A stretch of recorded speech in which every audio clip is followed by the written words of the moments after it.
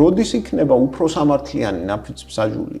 როდესაც ადგილზე ის ხალხი იქნება უკვე საკმარისად მათ შორის თვითონაც თავისუფალი ისეთი რომ აღარ იყოს აი ესეთ კლიენტელისტურ ურთიერთობებზე დამოკიდებული თვითონ იყვნენ უფრო მდიდარი, უფრო შემდგარი მოქალაქეები ისე რომ ვერავინ ვერ უბედავდეს რა ესეთ ზემოდან ასე ვთქვათ დაქვემდებარებას და რაღაც ეგ მოთხოვნილებაც მე თავისთავად იქ გაჩნდება რომ მათ კონდეთ უფრო მეტი უფლება რომ ადგილზე იყვნენ თვითონ მართლმსაჯულების განხორციელებაში ჩართული. ასე დრო შეიძლება იგივე ის ამერიკული მოდელიც აიღო და თქვა რომ ესეთი საზოგადოება რო გააქვს, ხო?